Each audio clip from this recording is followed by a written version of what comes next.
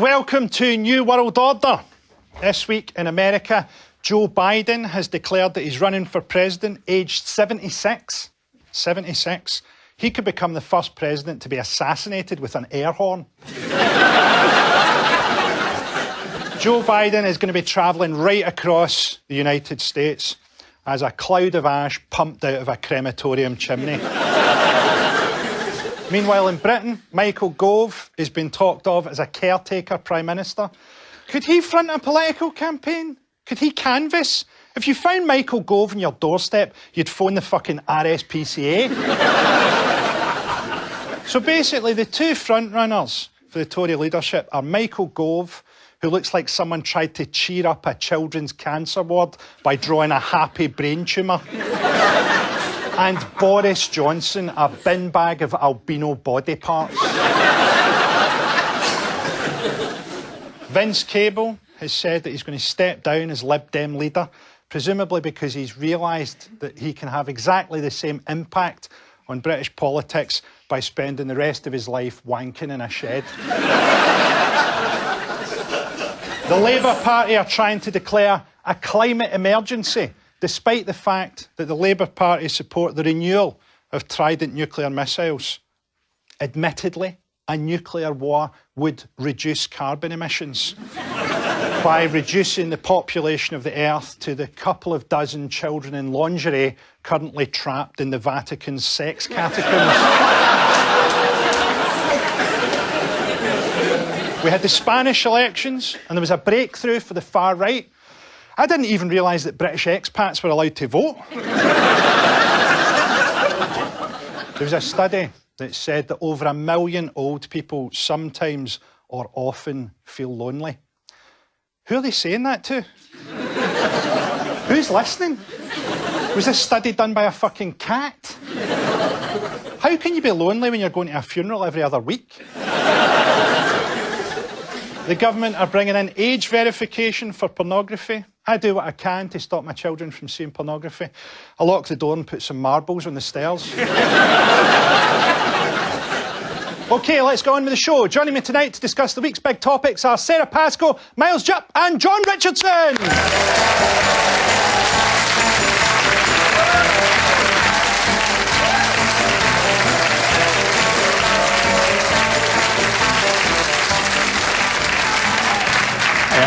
Hello. You had a good week? Yeah, I just heard you two went to the cinema. Yeah, we did. Why did I not get invited to the cinema? It was a kind of impromptu thing. We'd planned to go to Extinction Rebellion, and then we ate a heavy Chinese lunch. And sat through a movie. And the weather hadn't held. And that's why the planet's dying. What would you have done at the Extinction Rebellion? Probably talk to no one. I pocket dialed you this week. I might have got to it in time, but I was painting my shed and listening to an audiobook, and every time I pause it, I accidentally launch Siri, and it does that double beep, and I get so annoyed. I said, "You fucking bastard." And without word of a lie, it said, "Dialing Frankie Boyle." It knows me so well. OK, first up, let's look forward to a summer of blue skies, riots and domestic terror. I've become disengaged from mainstream politics. 10 years ago, I'd like nothing more than a heated doorstep argument with the candidates. These days, I can barely be bothered to find out where they live. With arguments over Europe and an economy teetering on the brink, modern Britain seems increasingly like the 1970s, except we can't even distract ourselves by turning on the TV and being entertained by paedophiles.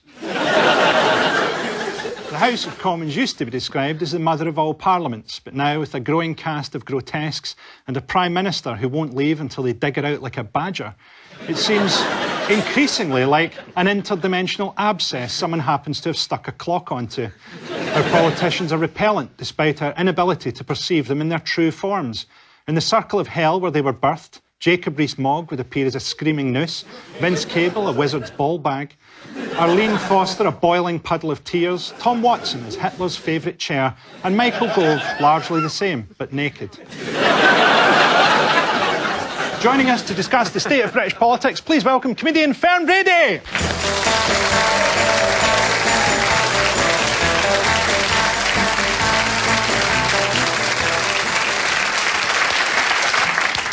How you doing, Fern? You all right? Good. I just came back from Australia last night, so this whole thing feels hallucinogenic. It feels like a dream to have two people with this accent on a show. It's never going to happen again, so we might as well enjoy it. I know. Were you able to keep up with the news in Australia? Australia felt like being in a safe little bubble, and the tables have turned so much because I feel like British people really look down on Australians. And this Australian guy, the first day I got over there, he went, "How's Brexit?" And he did it with a laugh of someone who's been patronised by British people for years. It's a dead embarrassing time to be British, but I feel like a great time to be Scottish because we kind of didn't vote for Brexit. Do you guys have optimism for British politics? Yeah, but that's because I've not paid any attention. Isn't this the sort of thing which would encourage people? A long time people go, "Oh, I don't fancy being a politician." Yeah. There must be something about this which people go, "I've just got to step in here." You know, like people just sort of watching children fighting on a bouncy castle. And I was saying, "Oh, right, fine, that's it. Right, everyone, look, shoes off. Just stop. Stop it. I'm going to turn the generator off."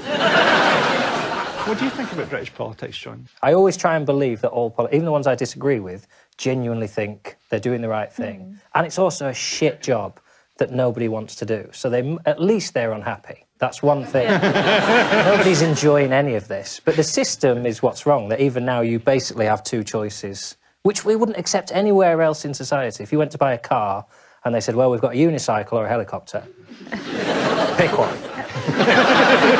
You would just walk out. But somehow when we decide how the country's run, they go, "Well, that one or that one." Oh, fuck it, I'll pick one then. Let's all just pray for death, shall we? You're going to fit in with the vibe of this show beautifully. It's hard for me to adequately describe the current cabinet, mainly because there's a strictly limited number of times the BBC will allow me to use the phrase "fucking cunt." We have very little idea what ministers actually think about anything, because they keep themselves at such an antiseptic distance from the nation's press. Here's some poignant footage of Sky News political editor Beth Rigby doggedly trying to put ministers on the spot as they leave number 10. To find another Brexit solution. Jeremy Hunt, are there going to be any resignations, Mr. Hunt? Sorry, sorry, Mark, but I can't resist a shout if one of them comes out. Mr. Javid, are there any resignations from Cabinet? Mr. Grayling, are you going to resign from Cabinet? Mr. Gore, you must be pleased about a softer Brexit process. Amber Rudd, you must be very relieved about the delay. Mr. Hines, are you feeling chipper?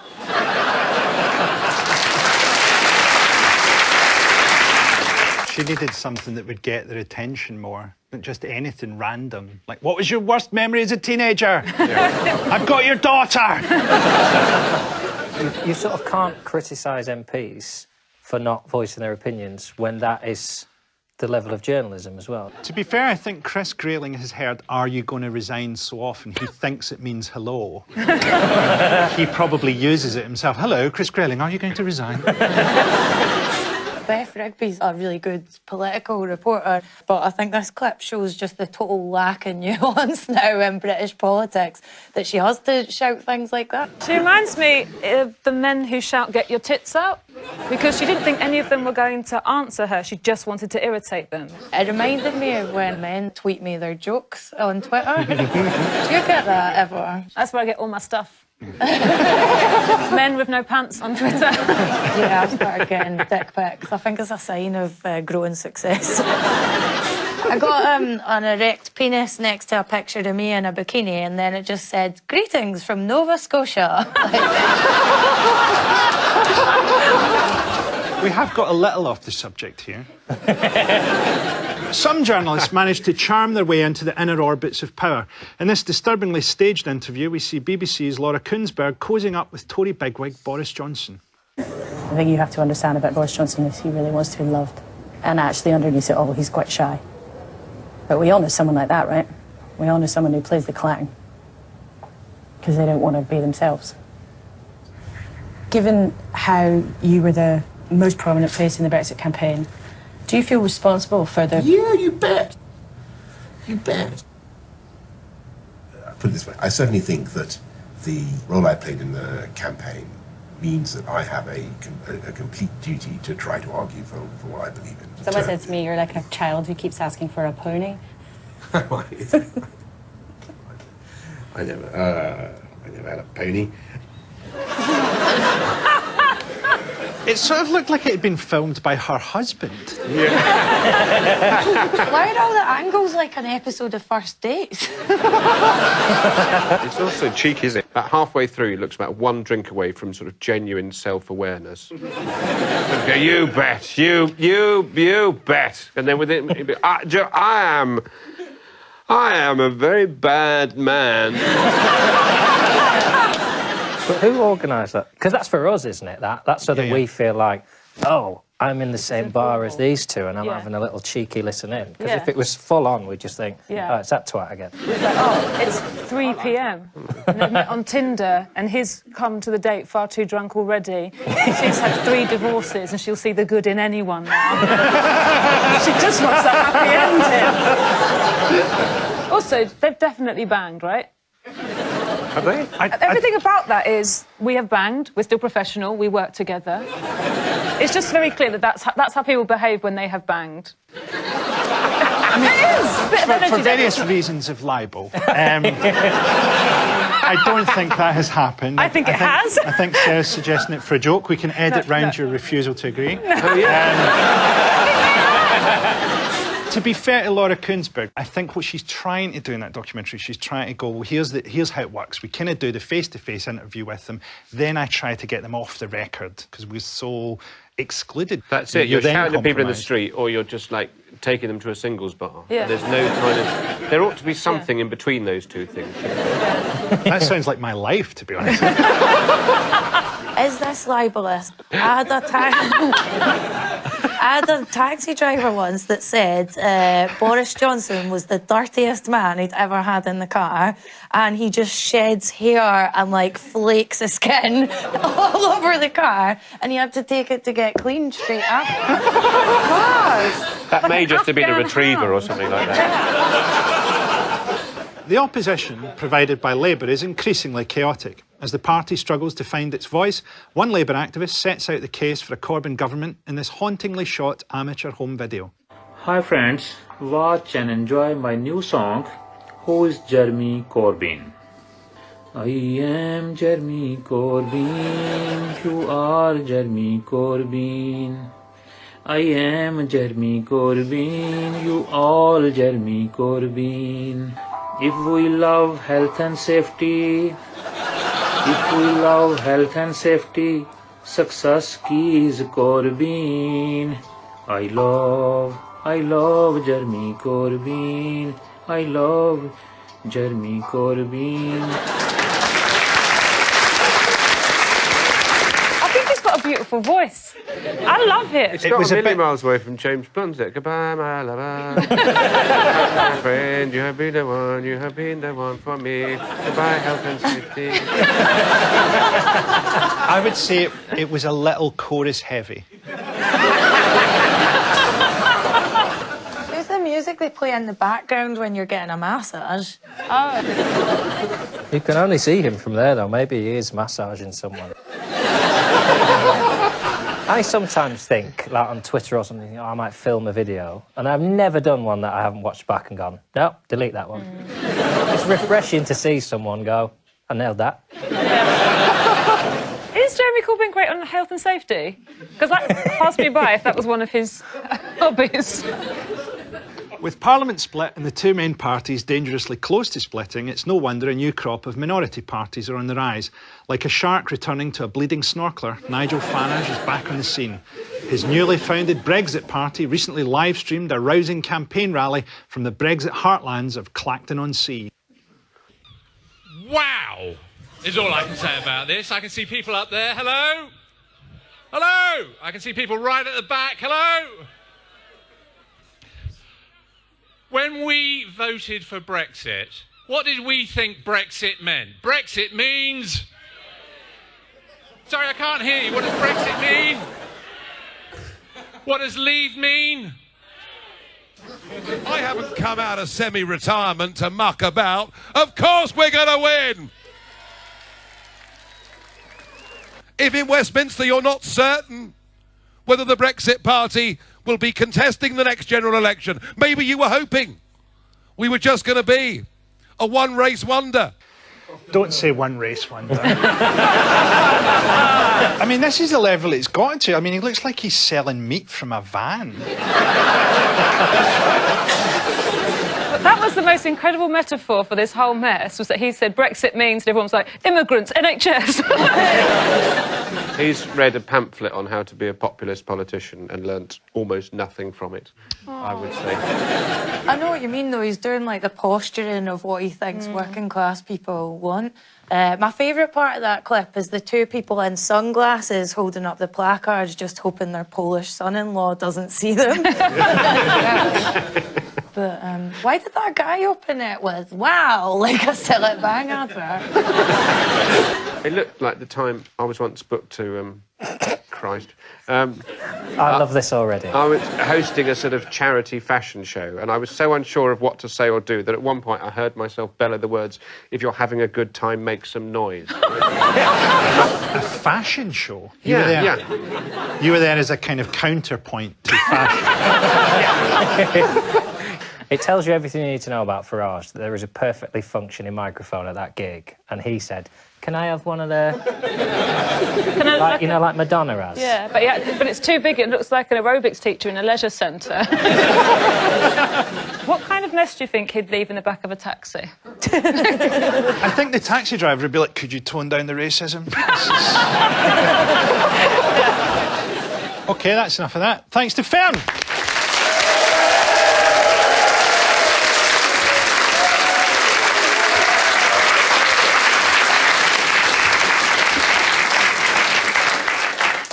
Next up, war. What is it good for? Growing the economy and being torn apart at a subatomic level. A conventional World War III would be challenging, even if you do all you can to prepare, like learning the Chinese for "my wife is under your tank." Britain is one of the world's major arms traders. As a minister, Liam Fox makes the perfect frontman for weapons sales, since the very sight of him makes people re-evaluate whether there is any point to human life. The Labour Party are also keen on military spending and on renewing the Trident nuclear missile system. The reason Trident is beside Glasgow is in case there's an accident. In the event of a nuclear war, London will get blown up regardless. The Russians won't be sitting there going, "Don't blow up London, we're only destroying our own flats." If that's Labour's policy, then fine. Just don't expect me to wake up on election day and prize my balls out of a dead postman to go and vote for it. Joining us to discuss World War III, please welcome Kerry Godliman.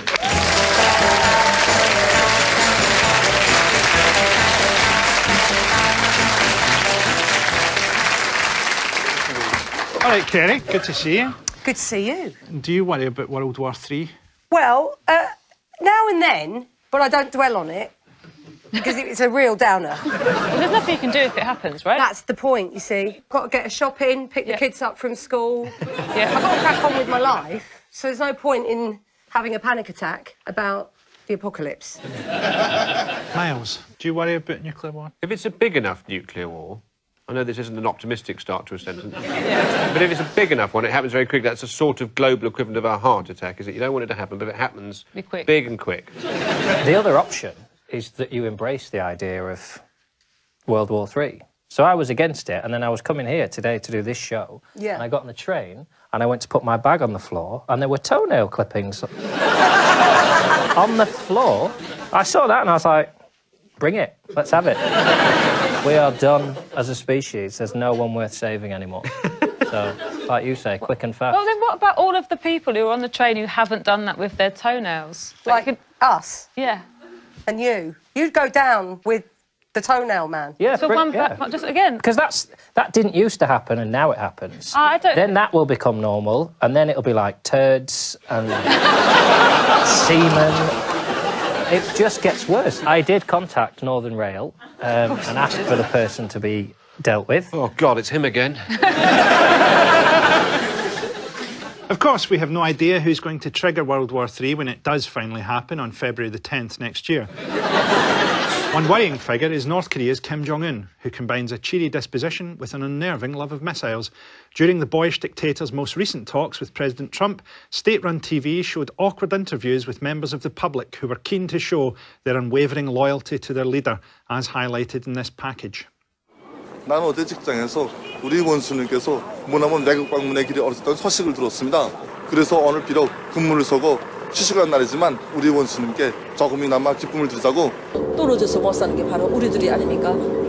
정말 우리 원수님께서 모나먼 외국 방문의 길에 어르셨다는 소식을 들으니 정말 우리 원수님에 대한 그리움이 도해집니다. I reckon they're interviewed with a camera that's mounted on an assault rifle. It's like... It's so alien to us to watch someone be that enthusiastic about going to work, because we're so, like, opposite to that, aren't we? Yeah. Also, imagine if we had to respect our politicians. Imagine you have to respect them and have affection for them. We can't comprehend how sinister he is, because he looks so fun, doesn't he? I mean, he just looks like Mr. Tumble. He looks adorable. And, like, you could imagine him being a children's entertainer. I imagine the children would laugh very, very, very hard. I wonder where the rabbit came from. That video suggests, though, that on a deep level, perhaps Brexit is because when Theresa May goes to Europe, we are sad without her. Yeah. We want her to stop going to see her new partner. We want her to stay at home and play Jenga with us. They do look happier than us. Not those people on that bus. I mean, I thought people on our public transport looked miserable, but they look really pissed off. They all look scared. They're all just sort of staring at the floor and just glad that it's not them being asked any questions. And she's like just shitting herself. It's like being in a soap opera and not being given the script. But if you get the script wrong, your whole family die. Yeah. They should do that with Hollyoaks. I think you're all being very sceptical. I think it looks like a very nice place. Planning on getting some corporate work out there, Jupp? The North Korean fashion scene. Yes, I should imagine it's very varied. Oh, and it's a sort of uniform-style outfit. That's good. With Britain losing its last shreds of significance on the world stage, the true global powers jostle for dominance, pushing us ever closer to Armageddon. One such superpower is China, who are keen to portray themselves as a force for peace and progress by releasing slick and eye-catching propaganda videos promoting its 2 sessions policy, which helps create the illusion of accountability.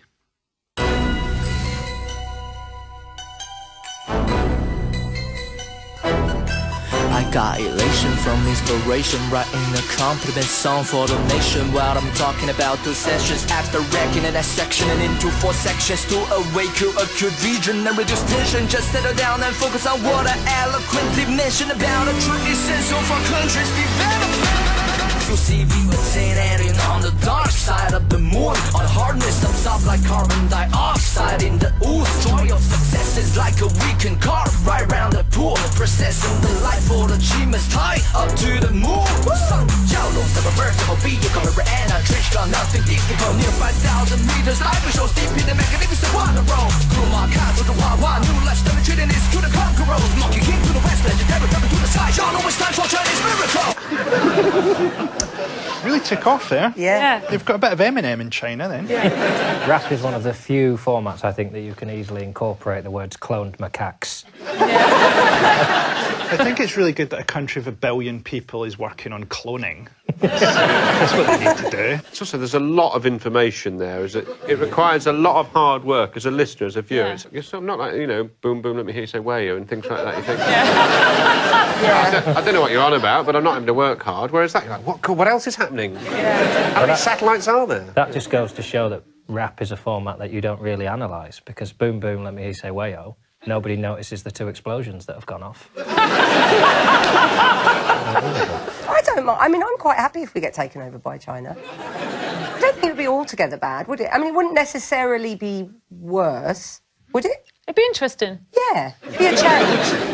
We're always moaning about how shit it is. Yeah. Should we have a trial period? Yeah. Just a month, maybe? Yeah, that would be sensible. Yeah. It'd certainly make the EU think twice. If we were like, not only are we leaving you, we're joining China.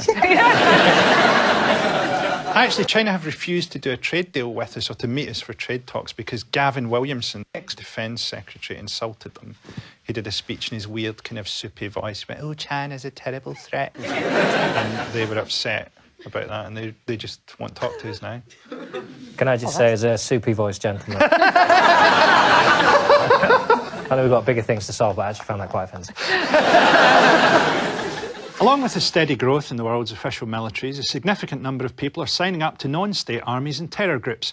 One hapless New Zealander, Mark Taylor, decided to join ISIS, a decision he lived to regret, as seen in this informative and honest report.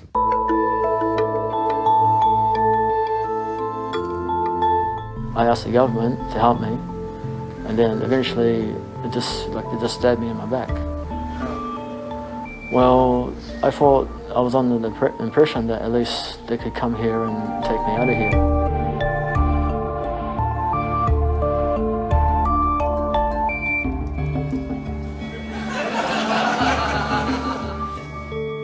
They put me in jail for one GPS location of in Twitter. I was on holiday. I wanted to voice my freedom of speech, but it turns out that freedom of speech is not allowed in the Islamic State.